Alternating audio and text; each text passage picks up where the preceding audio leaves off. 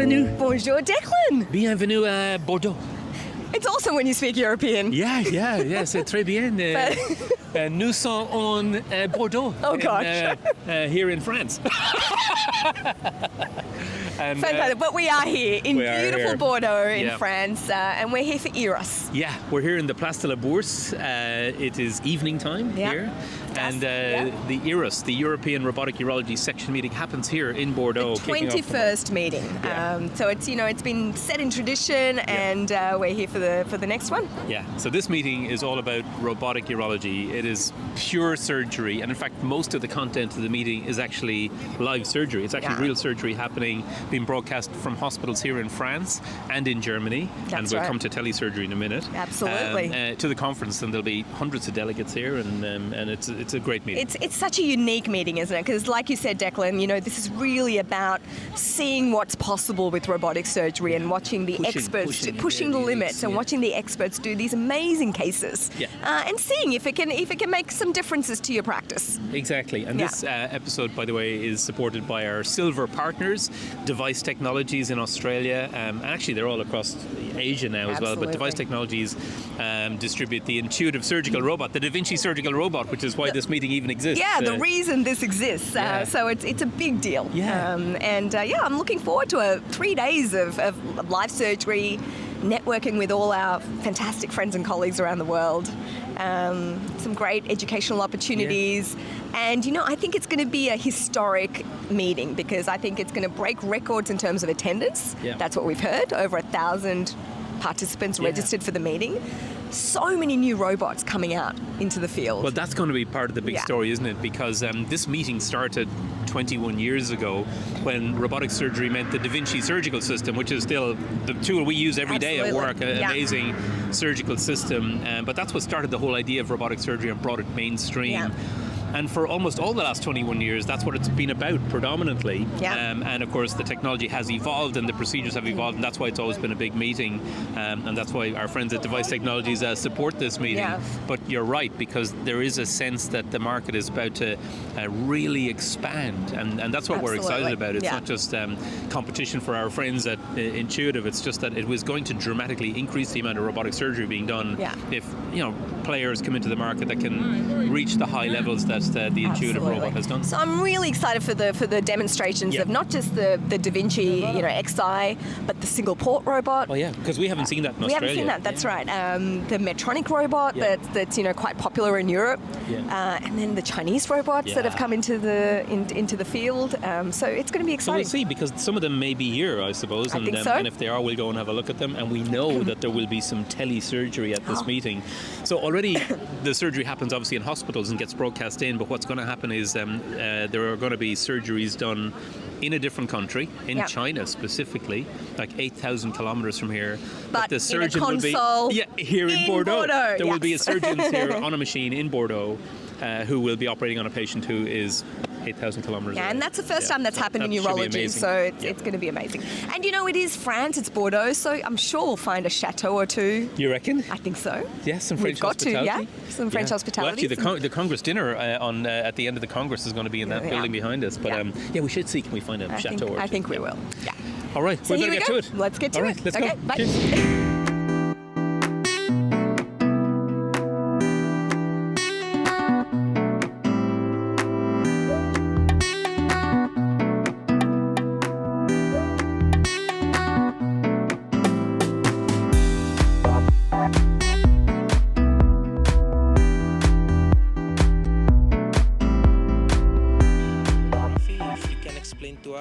Which kind of rhenography are you going to use it? This is kind of spectacular. Not only do we have the usual 2 live surgeries going on, one from Créteil in France, Alexandre Delatonne, another one from Saint Augustine here in Bordeaux, Dr Vini. But on the far screen, there's a telesurgery going on.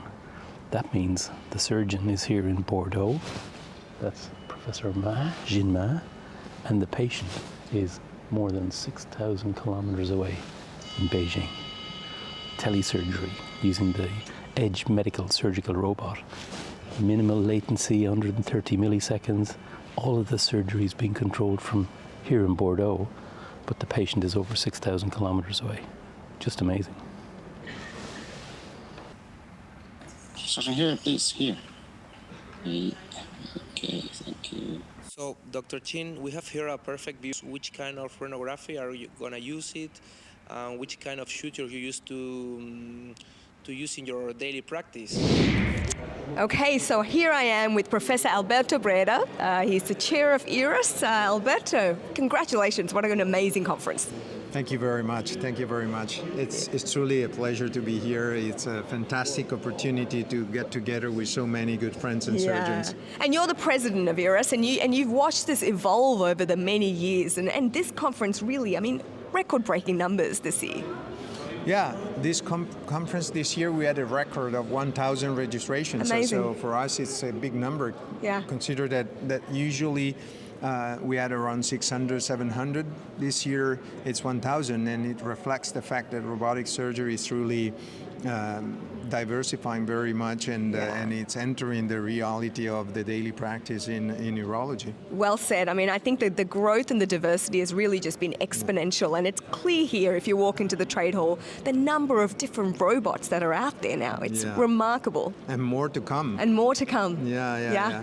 Well, you know, we're coming out the era of the monopoly of intuitive, and now we are having, I think in this conference there are at least 8 new companies showing their systems with actually physically present systems, such as the Microbot, the Edge Medical. These are 2 Chinese companies. The 2 Chinese companies, Intuitive, Medicoroid, Medtronic, you know, they're so Dexter, so there are truly a lot of companies coming in.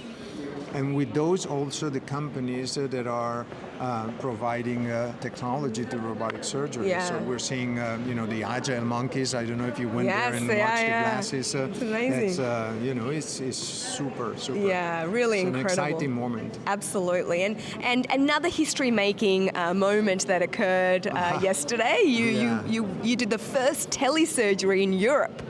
Technically, it's not the first telesurgery because that was performed 24 years ago. It's 1994. That's right. That was no. That was in 2001. 7 September 2001. Okay. 4 days before the 11th September. Oh, okay. That is why you don't remember that very well. But that was Jacques Marescot who did the first cholecystectomy with the Zeus system from New York to Strasbourg. Wow. Via cable under the ocean with over 300 milliseconds of the latency. So that was truly a difficult surgery. Yeah. We've come a long way since then, though. A long way. Now yesterday I did probably the first partial nephrectomy in the world with telesurgery from here to Beijing. Yeah, you used one of the new kids on the block, the Edge robot, one of the Chinese robots. That is true. And it was to Beijing, so about 8,000 kilometers between the 2 locations. It's a little bit more. I think it runs around 10,000. But the most impressive thing is that it goes via cable and it goes back and forward. So it's truly the signal and the energy has to go there and then come back for you to receive the signal. That means that is truly the double. Almost 20,000 kilometers, and the latency is only 132 seconds. Unbelievable. Which means that you don't perceive it. 132 milliseconds. Milliseconds, not seconds. Yeah, exactly. Yeah, it was incredible. And it's gone. So. And it was fascinating to see you sitting there in your suit. At the robotic console. Many people told me it's in LinkedIn. It's everything. In his suit. Yeah, that's true. I was wearing my suit because I was in a room. In a room, and that tells you a lot of what telesurgery can do. And what was the experience like for you? Did it feel like a normal case? Absolutely, it felt like a normal case. It felt like my patient was, in the other room. It's just, it was amazing. I feel like the technology is certainly here now. The way we will use this technology is something that is a question mark. Because of course, I cannot predict that within the next future I will be operating patients in Russia or in China or. It's possible, but would it happen? Would it make sense? Probably not. In my opinion, what it truly makes sense is education-wise, you can truly educate surgeons around the world. Not just educate, but really support them in the procedure. Absolutely. Yeah. Support them and educate them. Yeah. I'm thinking also the third ward, for instance, where they don't have access to training. Now you can start training surgeons. Absolutely. So for us as ERUS is something very important. And then truly I think that telesurgery will play a major role in big academic institutions and their sisters. I'm thinking about think about Cleveland Clinic, for instance, Ohio. They have 4 or 5 sisters in the United States, one in Dubai, one in London. They are all part of the same system. So I can easily picture how a surgeon like Jihad Kaouk, for instance, from his clinic in Cleveland Clinic can perform surgery in the 6 different centers without having to travel in these centers, training residents, training young fellows. So the telesurgery is here to stay for sure. Regulation is what is missing, and we will see where to go. But I mean, it has huge implications. I mean, not just for training and education, but also improving access of the technology to patients in many remote areas and lots of parts of the world that may not have this sort of access. Absolutely, the humanitarian impact may be absolutely very big. Yeah. And what about I mean, it's amazing to think what the opportunities are, but you could in the future have a telesurgery fellowship. Why not? Yeah. Again, as I said at the beginning, for me the number one goal of telesurgery right now is education. So why not telesurgery fellowship? I'm not sure whether it will ever happen, but certainly a part of that can be done by telesurgery. Yeah. Let's talk briefly about some of the new robot systems that are out there. What's it like using the Edge robot? It's like using the Da Vinci. It's exactly the same.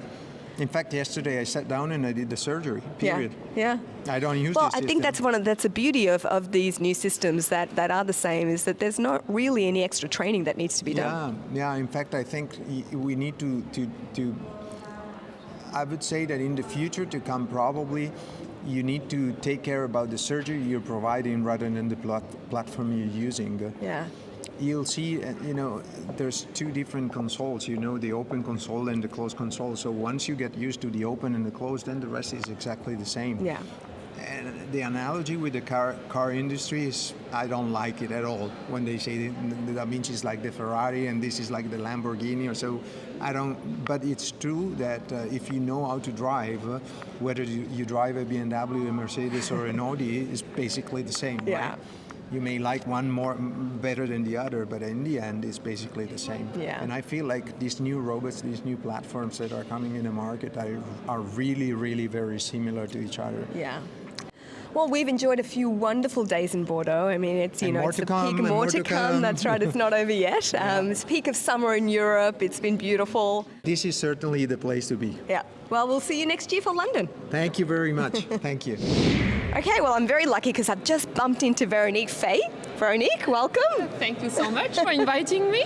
Well, you just put on a wonderful performance this morning. You did a live surgery, a robotic colpopexy. What was that experience like? I must say that it's always a fantastic experience because I'm lucky today because I know the local team, of course. They are friends, and I know the people who are going to help me. So, of course, it's quite facilitating. It's always a human experience, which is really fantastic. The second thing is that I'm really lucky also because the case of today is quite standard, whereas every day in my job I always have all the tertiary referral things, impossible cases. So I'm very satisfied today and happy. That's good to hear. And it was a lovely case, and I thought, your explanation of all the steps and, the alternatives to each step was really very clear, and you answered the questions really nicely. How difficult is that to kind of be aware of the fact that there is an audience watching you, wanting information, but also at the same time focusing on doing a good case? You're completely right. I think that during live surgeries, it's also good to have standard cases. In sacrocolpopexy, it's not so well performed, much performed in Europe because they're often performed by gynecologists. But I really think that this kind of surgery has to remain in the urologist's hand because of complications, and major complications are really from in the urological field. The second thing is that live surgeries, you have to be really didactic. Keep good communications with the local team, that you have to check all the instruments, etc. But also with the moderators who are speaking and sometimes also asking questions which don't have anything to deal with your case. And I think that you need to be very well trained. Not to think too much about what you're doing. It seems to be very automatic. That's and right. really be didactic, because that's what the audience wants to see and to hear also. But they also want to see how you tackle some of the issues that come up during a case. I mean, it's lovely to see a case that goes so well from start to end, but it's also interesting to see, you know, if you encounter some bleeding or tissue that was a bit more stuck than normal, you know, how do you deal with it? That's also interesting, isn't it? Yes, it is, but this is why it's very important to have very good moderators, comprehensive, that makes you also feel confident. I must confess that it happens to me once when I did a robotic ileal conduit, and during just the suture between the ureters and the ileal conduit, I really closed the ureter totally. And I said, oh my God, I cannot put the mono J anymore. And the moderator was Joan Palou. He said, don't worry, Veronique, it's live conditions. Do it again. So I have to cut the suture again, cut the ureter, redo it. For me, it was okay because the moderators was okay. And the audience, they say, good job, because it happened to us every day in reality. But it happened during a live surgeries, and you just keep the control and so absolutely. Very good moderators, very comprehensive is very important in this kind of event. Absolutely. And you did a robotic sacrocolpopexy this morning. Is that becoming now standard of care? Is it what's done in most centres around the world, or people still doing the more traditional operation? First, people who've got the robot, of course, they are very keen on doing this robotically, but the standard is still laparoscopy procedures. And in reality, robotic for functional urology procedures is an emerging field. So even though you've got plenty of robots in some institutions, doing functional procedures is not the standard for the moment. So it's in a growing field, emerging field, and we should really involve more people in this field. So I'm really grateful to ERUS and to all the scientific committee to highlight this field in the robotic. And also, you know, you wave the flag for women, because there's not a lot of women that do live surgery at ERUS. I mean, it's becoming more and more common, but this year you're the only one. Last year there were 2 or 3. So it's wonderful to see you up there. You're such a role model for women and urologists everywhere. So thank you so much. I think really that the young generations need representations during congresses. They need to see that it's possible to do it. It's possible to be normal. It's possible to be a woman, to have kids, and to do things, and to be a good technicians. Also, not only the good moderators, but good technicians. So young generations need to see that and to dream and to achieve their dreams by seeing that, attending this. And Veronique was also one of our star guests at our USANS meeting last year in Adelaide, and we hope we'll be seeing you again very soon down under. I miss you, really. I'm looking forward to return to Australia. I want to live in Australia now. There you go. Well, thanks for chatting with us. Thank you so much. Thank you. Bye-bye. Okay, so here I am with Kitan Badani from Mount Sinai in New York. Kitan, welcome to GUCast. Happy to be here. Thank you for having me. Very interesting. You've just flown in from the Martini Clinic after doing some live surgery. Yeah. You know, Martini Clinic, I thought, oh, hey, they want me to come and do a prostatectomy. Great prostatectomy, and it's like, yes. This is the epicenter of prostate cancer. And I get there, and I'm going to do their first kidney operation ever. You know? This is hilarious. So you've just done a kidney operation, a single port partial nephrectomy from the Martini Clinic. Yeah. So joking aside, there a lot of people went through a lot of trouble to make this happen. But for ERUS, one of the goals was to show a single port partial through this low anterior access. And so it's a very different way of doing it. The patient is supine. So they know that. The prostate people know supine. So the positioning is the same. But the patient is supine, and they have an SP there. Yeah. And so it just made sense. Yeah. And so obviously it took some orchestration, but we did an SP partial nephrectomy there, and they were amazing. Well, they didn't ask you what you wanted for the anastomosis, or whether you were going to do some nerve sparing. They did. They told me the neurovascular bundle didn't look right on this 30-year-old female. You haven't dropped the bladder yet. But no, what an interesting experience. Yeah. And I think the point is to show a very unique access that we do now to the European robotic community. So, mission accomplished. Yeah, fantastic. And so tell us about single port access for a partial nephrectomy. It's a very challenging operation.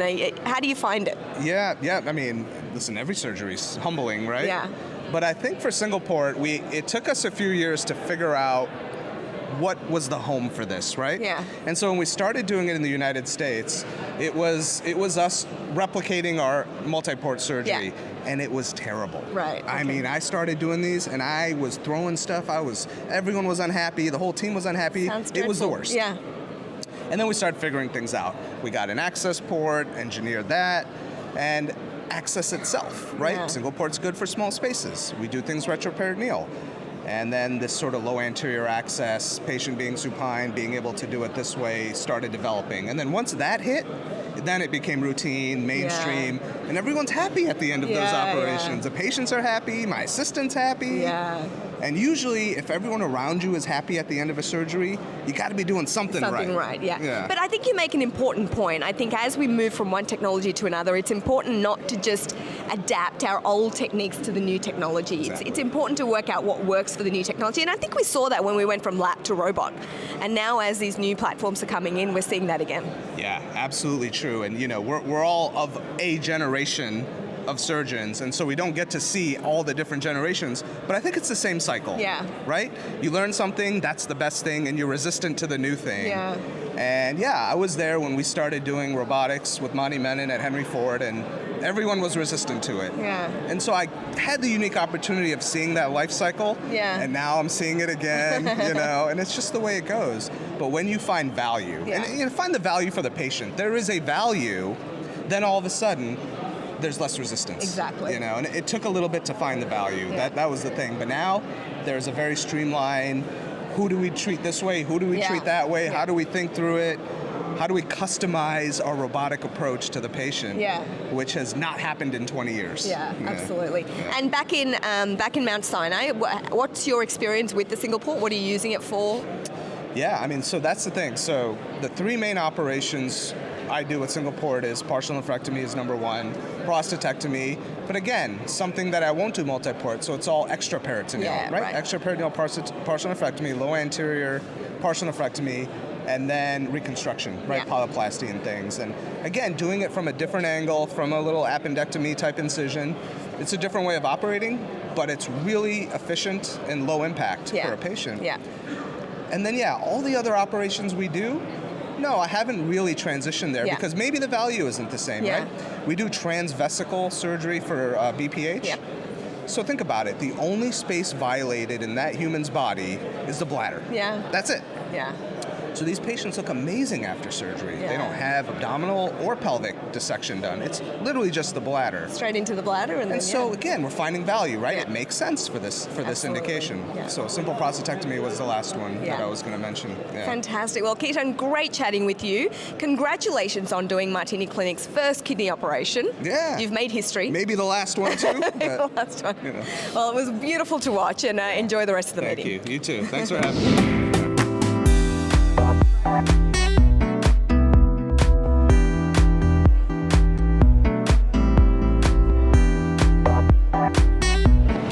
So we're in the ERUS trade hall. This is the exhibition hall, and it's crazy to see a conference exhibition hall that is full of technology. So we've got lots of different robotic platforms here, lots of simulations happening. Everyone's getting in there and having a go. It's very exciting. So let's check out a few of them. Oh, what you got here? So this is the Vinci system. Wow. So this one's been around for a few years, I think, Renu. So it's got modular carts. It's got these carts that wheel in. Yep. Yeah, so each cart is separate. And here we can see it in action with a bit of simulation. can do 360 degree in one side, 360 degree in the other. That's pretty good. It's cool, isn't it? This It looks very blurred to us, but the 3D glasses will make it all come into beautiful vision. This is one from Cambridge Medical Robotics. They're based in the UK. It's been around for a while. It hasn't really taken off big time. It's, I suppose, up against the big dogs like Intuitive and Medtronic, isn't it? We don't have, there's one or two of them knocking around Australia. Yeah. Okay, we carry on window shopping, see what else you can find. Let's see. Let's go check out the Hugo. So, yeah, we certainly well shot. Oh, Medtronic. Let's have a look at this one.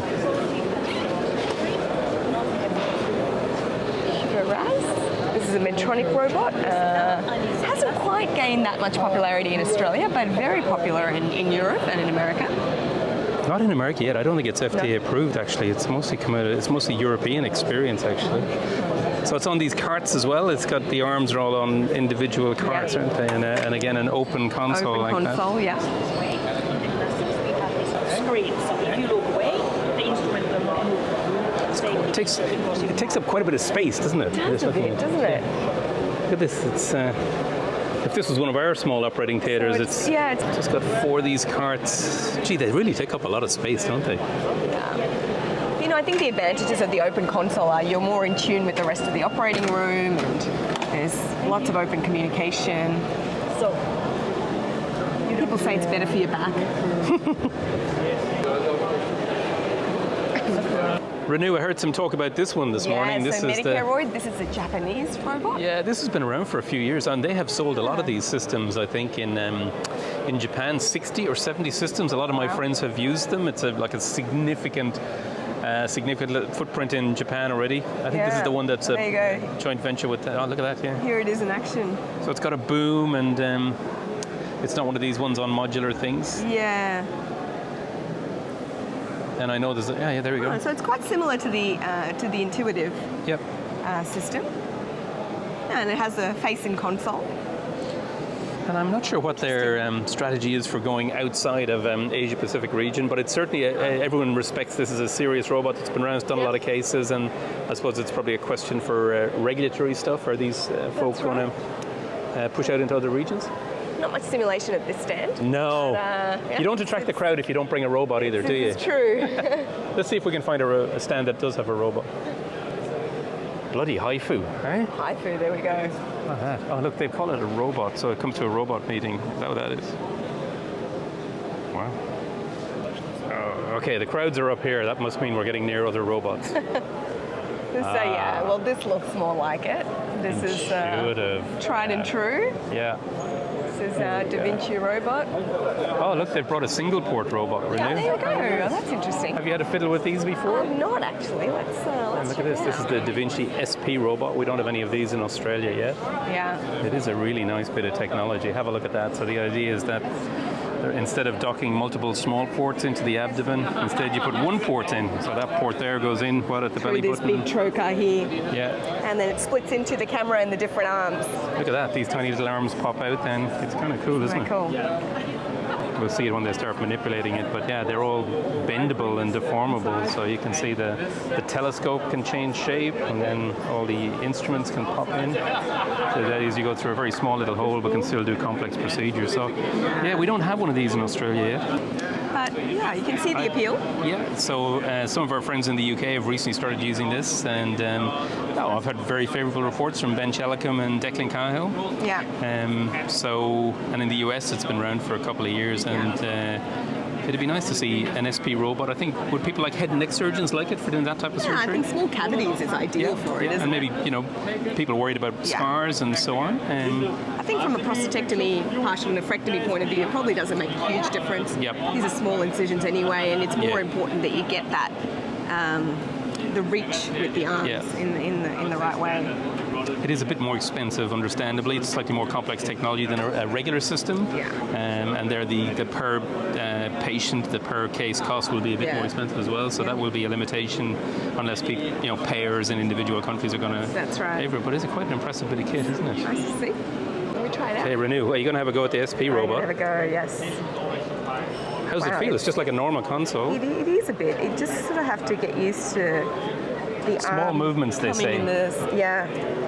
Okay, I'm going to go over to the thing and see what you're doing. All right, let's see what Renu is up to. Look at this. Renu is using the machine. Because we're just starting in Europe, but in South Korea it's done a lot. As you can imagine, the big difference is, of course, the scar.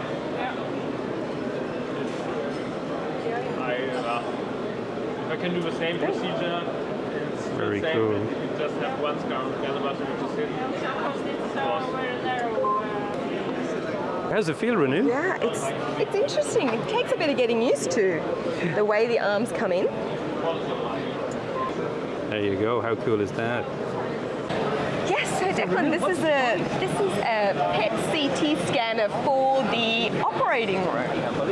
At the robot meeting. Yeah, so this is like, I mean, they use F18 instead of 68 gallium, and basically you inject it before the prostatectomy, and then you image the specimen to make sure you've got clear margins.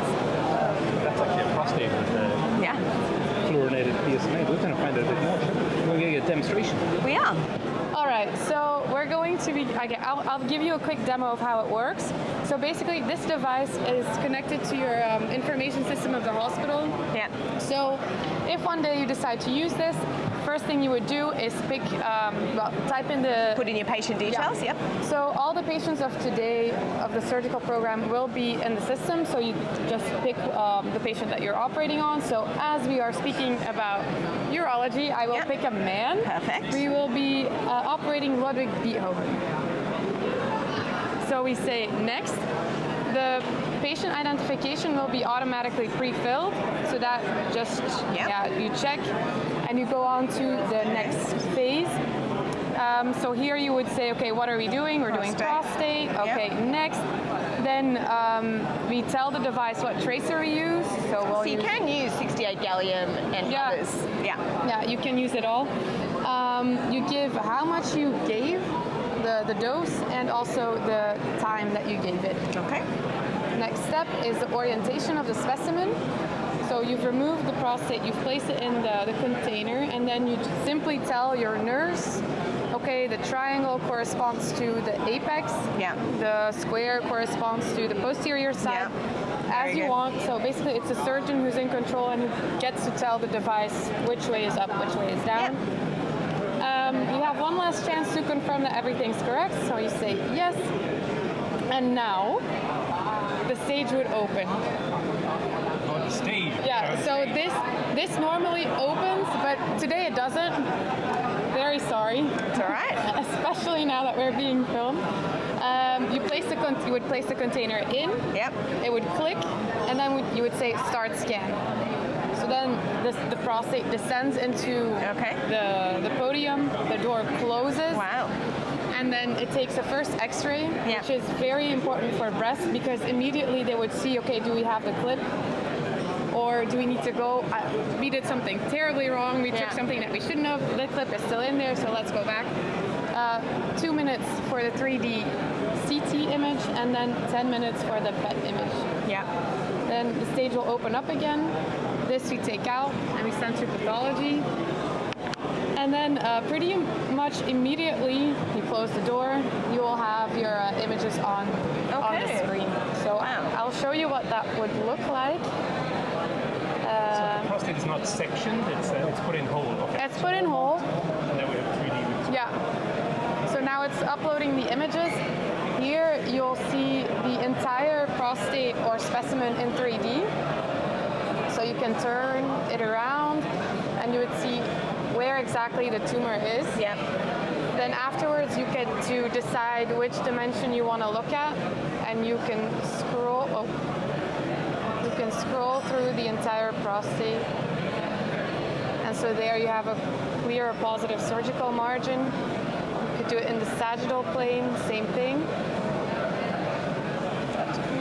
So when it is very close to the margin like that, does the technology give you an indication that it is breaching the margin or not? Not yet. Okay. So that would be the next step. Like right now it's, okay, we're able to give you the pictures and visuals, then, still up to the surgeon to interpret them. Okay. But the idea would be to gather data, that at some point we get to create AI which is able to contour your tumor for you. Yeah. Very nice. And have you any studies comparing this with the pathological margin rate yet, or this is ongoing? We're doing it right. We have the first publications, but small sample sizes. So we have a publication on 10 patients, another one on 3, and then another one. But the next step is to like scale it up. Yeah. But the correlation is, I mean, it's PET CT. You know, it works on the full body, so it's ongoing. And, yeah.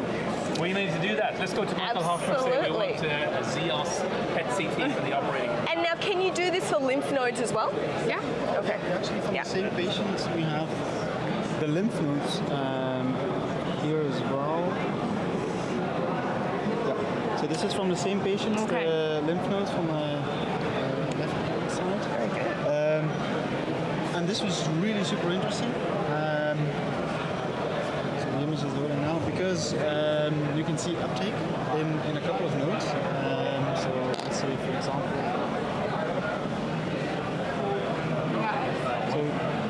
if we hide the PETs, you can see several nodes. I think there's about 8 or 9, something like that. And then if you look at the PET, you can see which are the involved nodes. Uptake. And we're also confirmed by pathology to be positive. Okay. But all the other ones were confirmed to be true negatives. Okay, so very good. The PSMA has a high diagnostic factor, so it's super accurate. Yeah. And we don't fully understand yet what this might do in intraoperative decision making and so on with the lymph nodes. But the correlation with pathology. But presumably it takes the place of frozen sections. Yeah, that's what we're aiming for. Yeah. And how much is a machine like this worth? How much do you think it's worth? What do we normally pay for our PET CTs? We've got 6 in our hospital. 3 million. About 3 million. Yeah. So we're it's peanuts. Peanuts compared to that. We're at 300K for the device. Wow. Lovely, 300K euro. Very cool. We'll get one for Christmas. Yeah, I think so. Right. Christmas present. Thanks, guys. All right, Declan, guess who I've run into? I've got Dan Moon, urologist from Peter Mac in Melbourne, and we've got Hank van der Pol, Chief of Urology at the National Cancer Institute in Amsterdam, and also the chair of the ERUS Working Group for Education in Robotic Surgery. Well, to say, Renu, I'm the party chair of the working group, and I was for several years. Challenge is up now to Christian Wagner, who will succeed me, and we do it together. I'm not really kicked out altogether, but no, it's going to be nice, and we have really large challenges ongoing at the moment. The main was, one of the focus of the working group is to train young urologists in all the procedures we have robotically. Yeah. And the issue is that we are just exploring an uncharted territory on that we want to know which is the best way to assess the quality of a surgical procedure. And nobody knows, everybody is using outcome problems and everything. But we try to use videos in order to correct errors in an early stage of training. So this afternoon we have the CC ERUS AMA Award, which is the Alex Mottrie Award. Yep. And that will be given to the trainee with the least critical errors. And I'm happy to say, and I'm not disclosing his name yet, but the trainee that had 0 critical errors. And that was scored independently on his final video during the training. Wow. So I think we really made progress. I hope that's answering your question. Absolutely. But Dan, it's a challenge, isn't it? I mean, as we get, we move towards more and more complex surgeries, more and more complex techniques, more robots coming on the market, education continues to be a challenge. Well, absolutely, Renu. It's such a moving target.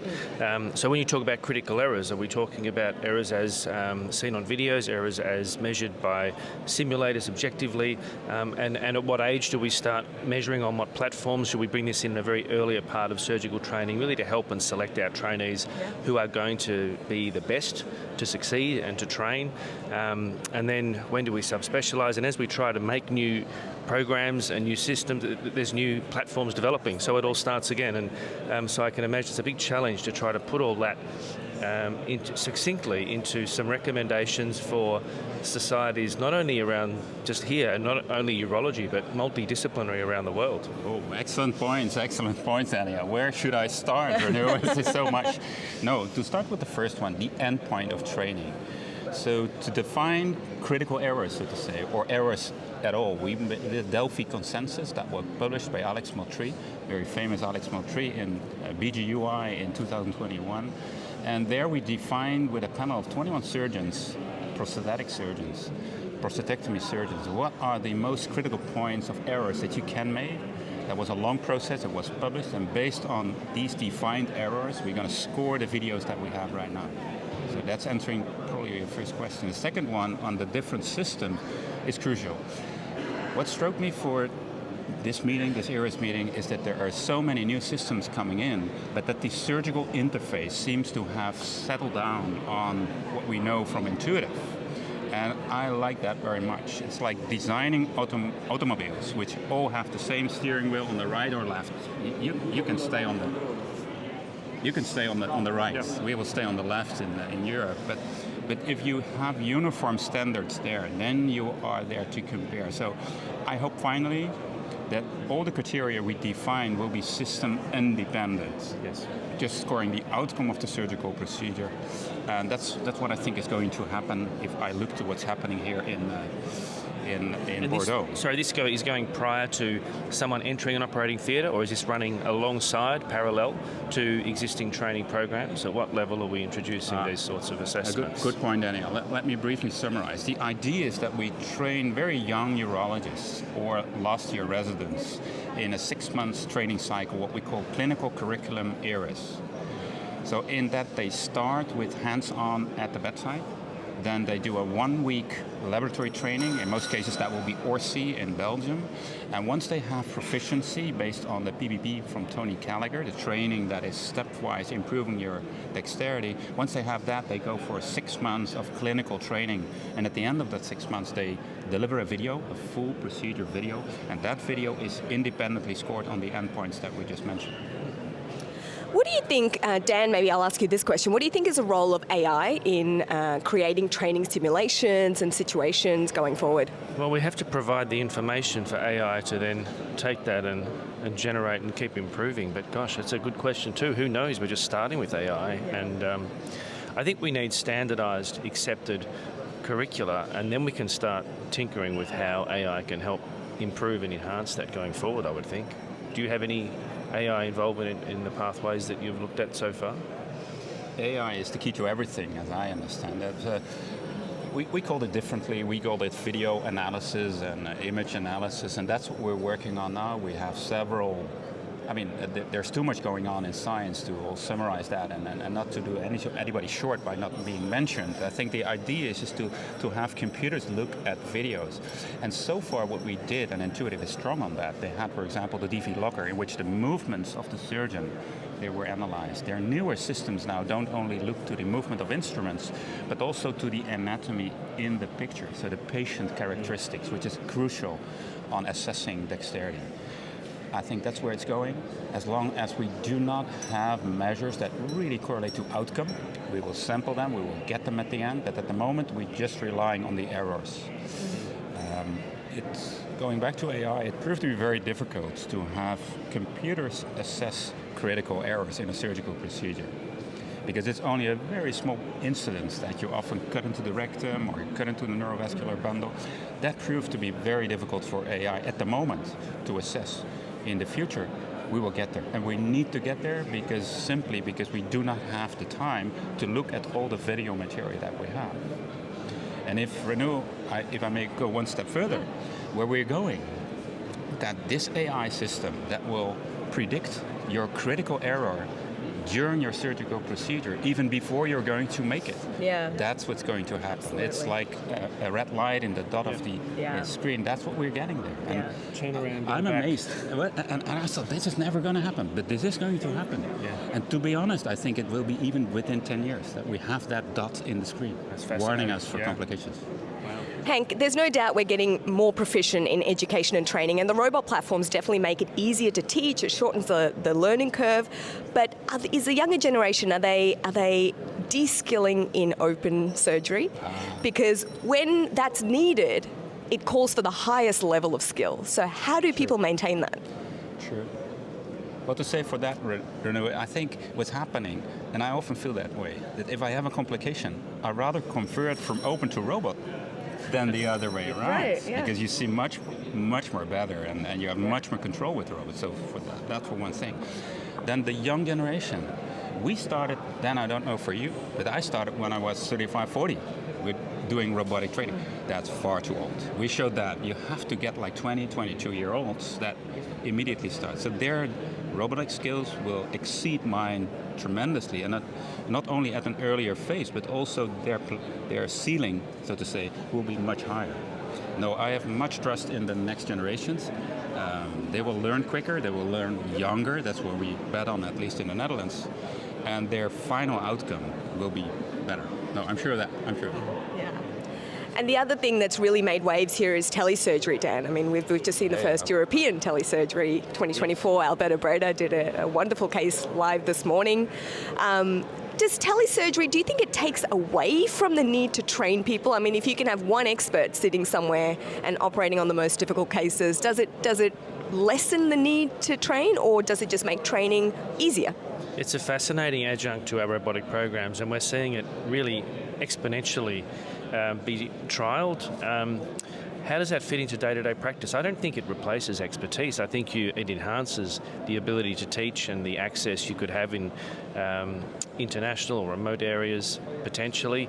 How that goes in practice, I guess it depends from country to country. You know, in Australia, is it feasible that we would invest in a machine in a far-flung place of the country that anyone around the country can then operate on? I guess if we did that, that would not only help populations there, but would also train up the surgeons there, and ultimately you would transition to that just being used locally, I guess. Yeah. Well, where do you see telesurgery fitting in? Well, I think there's implications for both. I mean, I think from a training point of view, there are obvious advantages. We've talked about it already. When you finish a fellowship and you go back and you start your first few cases, amazing to have a mentor there. They're those kind of your training wheels that you can sort of slowly, gradually take off rather than an abrupt end to training. Yeah. What about you, Hank? Yeah, I think legislation is not so far as to allow that at a larger scale.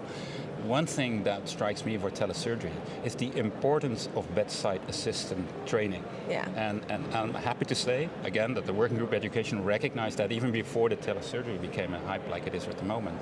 And this is where we should focus on tremendously.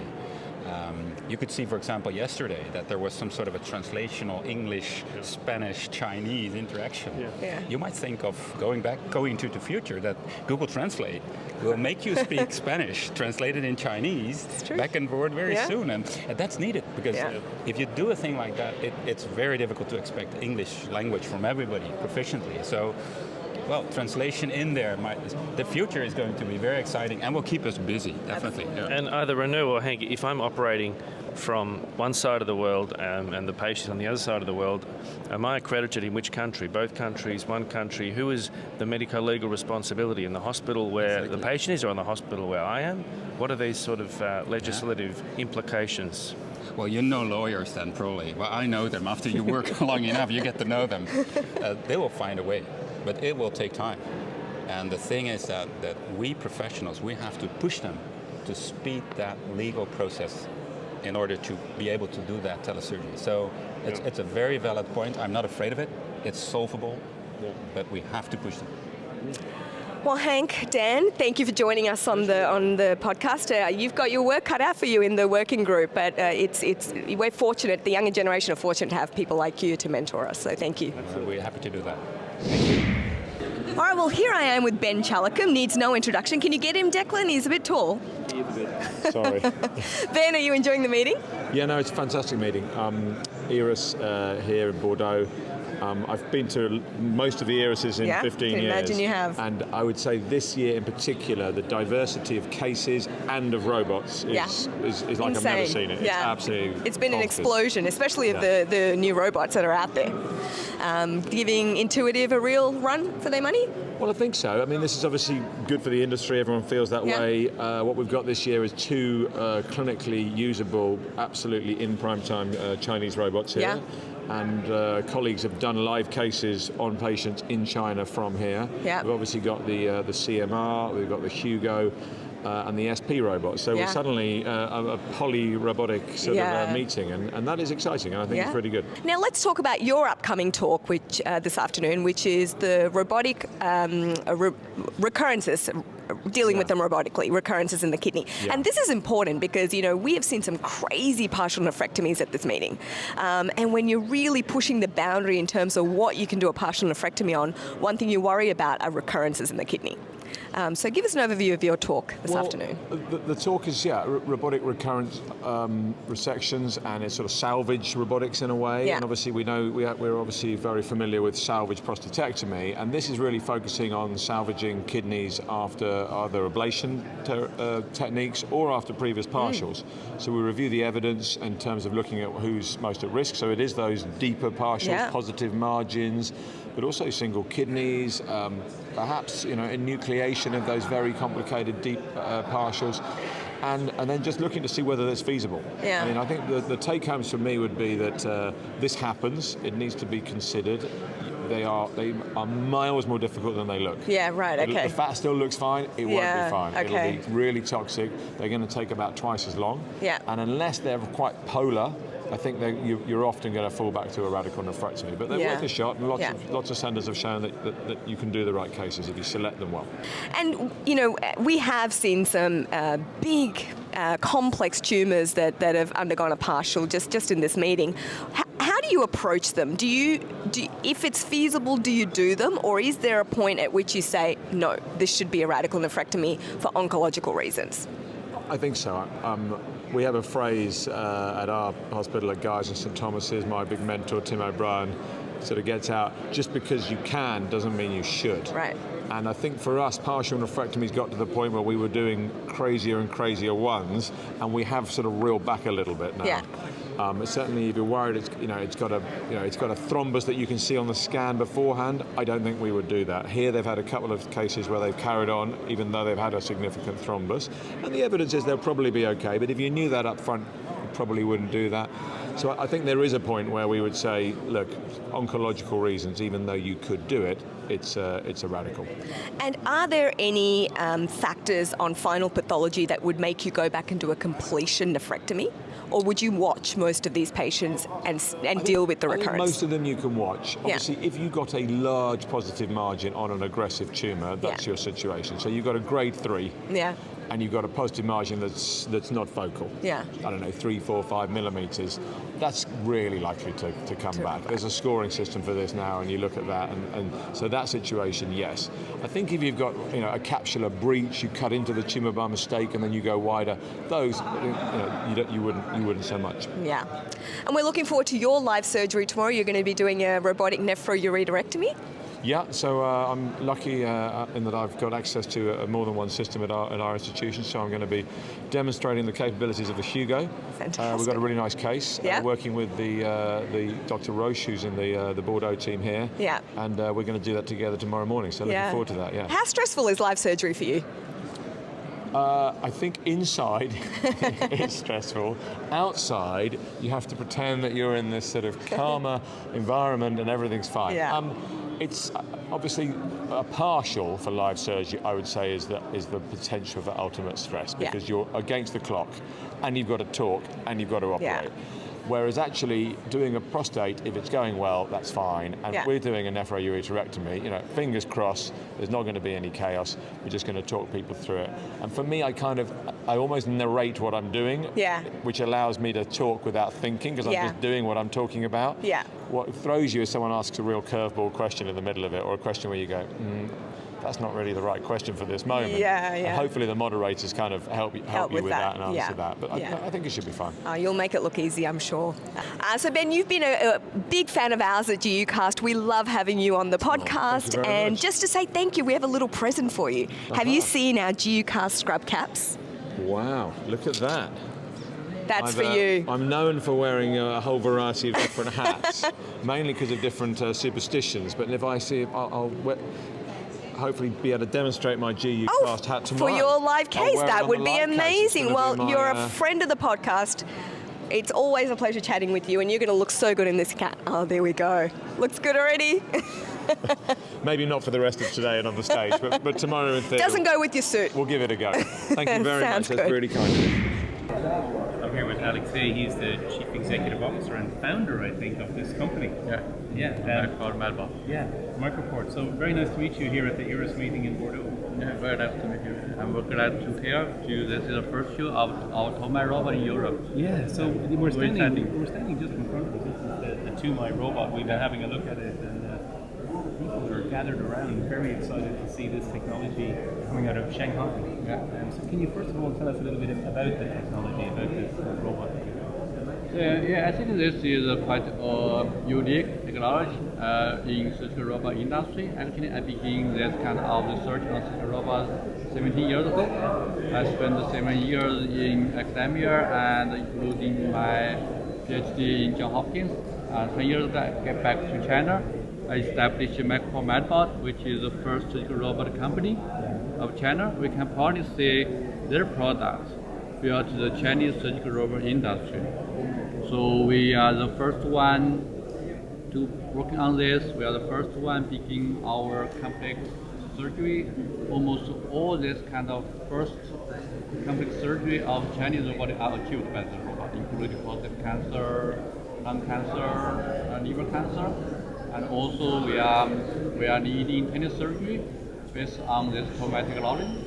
So and also international business. We are the only one Asia surgical robot get CE approval.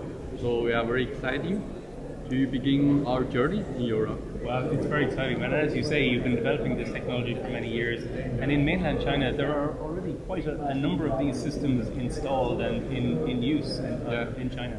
Yeah, actually we have more than 140 systems installed in China and outside China. Outside China is close to 10. And the number is increasing very fast because we just began the outside China work of last year. Can you tell us which countries outside China at the moment have the system? Yeah, so we already have a robot in Georgia, in Morocco, in Angola, and other countries. For these 3 countries, they are the only robot performing surgery in their region, not just their country. In their whole region, they are only brand robot performing surgery. Because we think this is kind of our unique solution for developed countries. And also we have robot in Brazil. We are sending robots to lots of other countries like Uzbekistan, Pakistan country. We are sending robots there. So we will have surgery in 1 month. And we're very excited to hear that, and especially in the Asia Pacific region. And in Bali last weekend at the UAA, there was a lot of excitement because so many billions of people in the Asia Pacific region, just like those countries you mentioned, that have no access to any form of surgical robotics. Yeah. And it appears to be a mission of your company and some other Chinese companies to try and change that, to allow access. So can you tell us a little bit about the plan for rolling out for regulatory approval in the Asia Pacific region, or Australia, our country where myself and Renu come from? Yeah, so you see we have get our CE approval several months ago, so we initiate our approval for this Asia country. Right after that, so we will get some will get approval this year.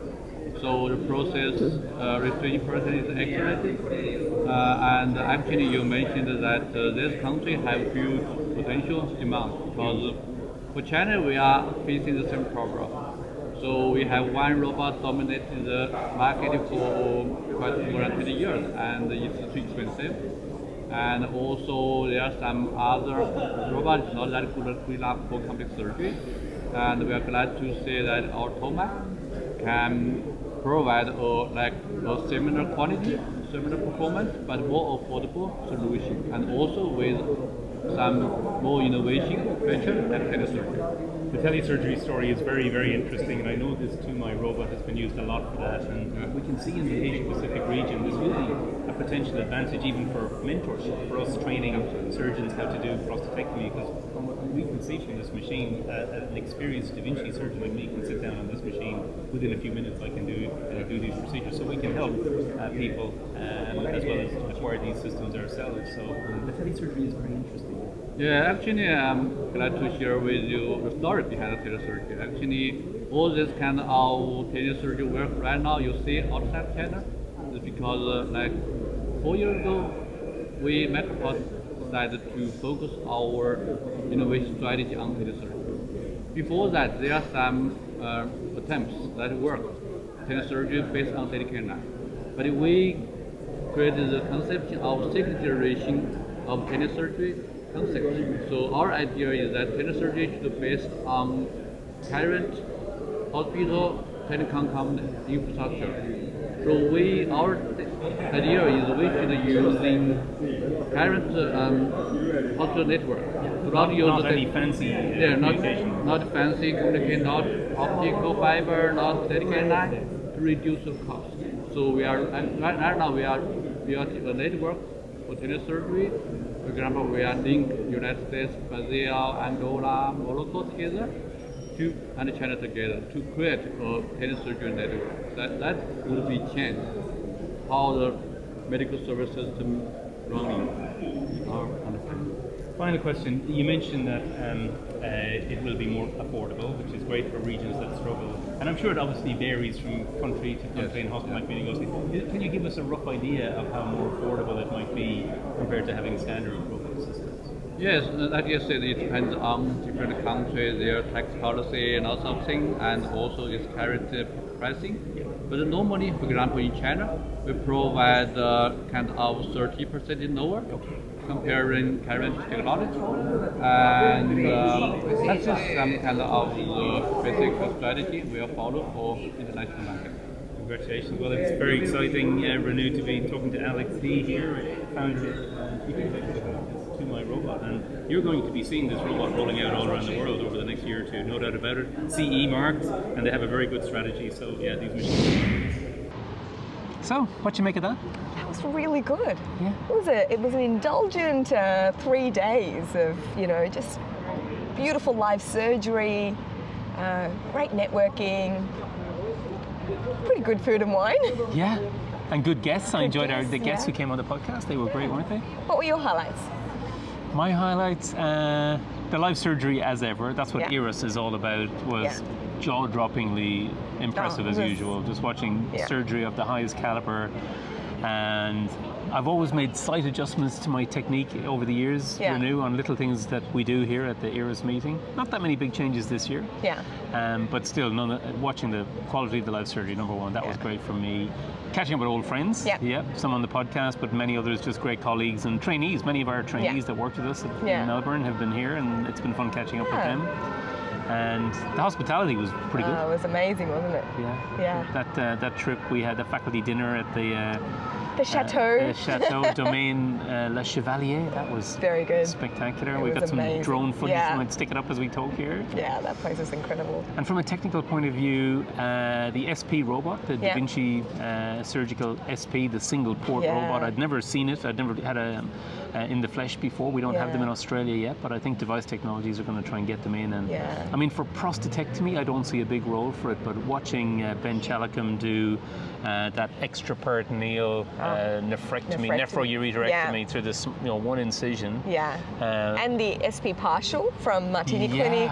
SP partial. That Professor Badani did. That was funny interviewing him. I think for the right indication, the SP robot is very good. But I think the key is to know. There's tight spaces there. It's ideal for that, isn't it? And you got to fiddle with it. I did. It was really fun.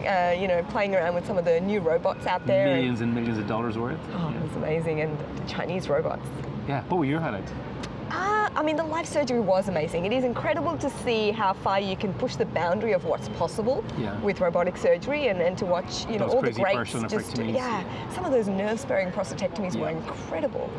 I mean, I love the telesurgery concept, and I think the implications for patient care and for robotic education and training. It's, watch this space. It's going to take over. Yeah.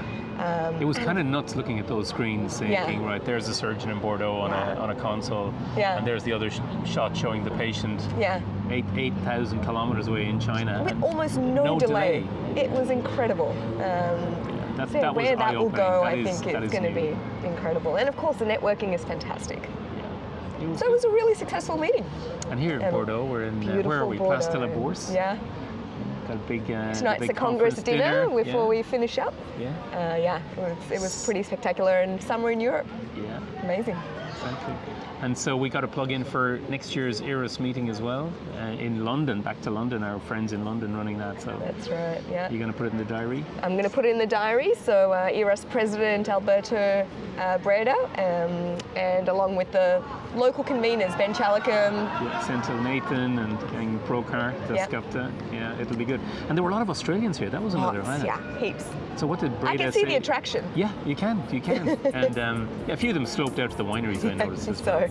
But with the ongoing growth of robotic surgery, there must have been 25 or 30 Australia, over New Zealand. Over 1,000 participants, which is a record for ERUS. But so many Australians and New Zealanders out here, so it was really great to see. Good on you all. So I suppose that's about it. Until next year. Until next year. In London. Yeah. See you there. See you there.